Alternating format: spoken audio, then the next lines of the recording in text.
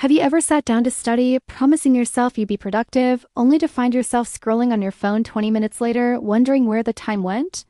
If that sounds familiar, you're definitely not alone. But what if I told you it's not just a personal weakness? The constant pull of your phone is deeply rooted in the science of how our brains work, specifically our attention and reward systems. Let's break down why your brain keeps reaching for that distraction, and first, let's get one thing straight. You're not just lacking discipline. The feeling of being unable to resist your phone isn't a moral failing. It's a biological response. Modern technology, especially our smartphones, is expertly designed to capture and hold our attention. So instead of beating yourself up, let's understand the opponent we're up against. The battle for your focus is happening inside your brain, and once you understand the rules of the game, you can start to win. A core concept to grasp is that attention is a limited resource. Every single time you glance from your textbook to your screen and back again, your brain has to disengage from one task and re-engage with another. This switch isn't free. It comes with a cognitive cost. It takes mental energy and time for your brain to get back into the groove of studying. Even those super quick, just for a second, checks fragment your focus. The answer can be summed up in one powerful word: dopamine. Dopamine is a neurotransmitter in your brain that's a huge part of the reward system. Every new message, every notification, every funny video is a little burst of novelty. And here is the tricky part. Your brain releases dopamine not just when you get something rewarding, but also in anticipation of it.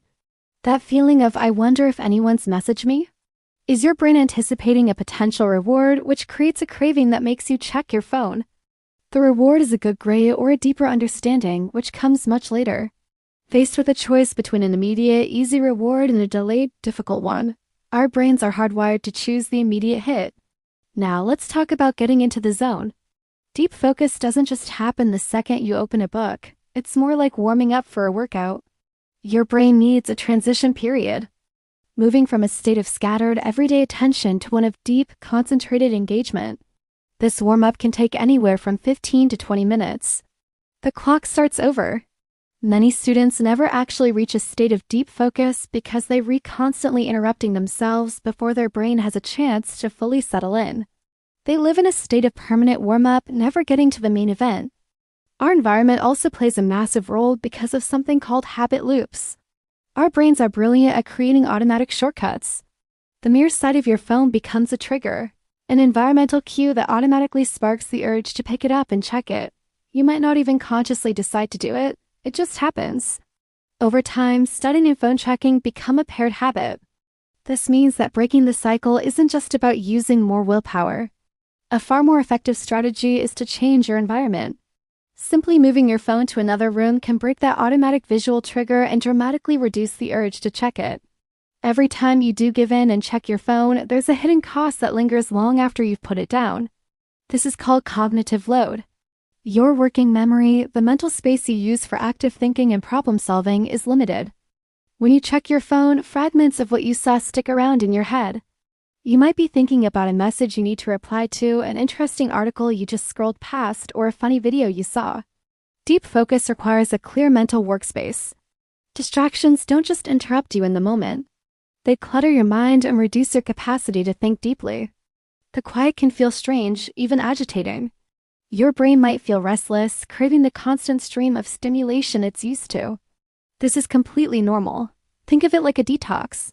Your brain has become accustomed to a high-stimulation diet and it's protesting the change. The key is to know that this feeling is temporary. It's a withdrawal symptom from constant distraction. Just as it adapted to frequent interruptions, it can readapt to periods of sustained, quiet concentration. With practice, focus will start to feel less like a struggle and more like a calm, natural state. So, how do we put all this into practice? One of the most powerful techniques is to add structure to your study sessions. Research consistently shows that defined work intervals significantly improve concentration. This is the idea behind methods like the Pomodoro technique. During that time, your phone is completely inaccessible in another room, turned off, or silenced. The rule is non-negotiable. What this does is create a clear boundary for your brain. It knows there's an end in sight and a structured break is coming. This makes it much easier to tolerate the effort of sustained focus because the brain isn't wondering when the next reward will come. It knows a break is guaranteed after the timer goes off. Finally, we can't ignore the physical foundation of focus. Your brain is part of your body, and its performance is directly tied to your physical state. Attention is an energy-intensive process. If you're running on poor sleep, skipping meals, or not getting any physical activity, your cognitive endurance will plummet. When your energy is low, your brain will naturally seek out low-effort, high-reward activities like scrolling on your phone. Supporting your ability to focus means supporting your body. Prioritizing a consistent sleep schedule, eating nutritious meals, and moving your body regularly aren't just healthy habits. They are fundamental prerequisites for a sharp and focused mind. So let's tie it all together. Achieving deep focus isn't about having superhuman discipline or fighting a constant miserable battle against temptation. It's about working with your brain, not against it. It's just about understanding that our phones are designed to hijack our reward systems and that our attention is a fragile resource. The path to better concentration involves creating the right conditions. This means giving yourself uninterrupted warm-up periods, controlling your environment to remove triggers, being patient with the initial discomfort of silence, and using structured intervals to train your attention span.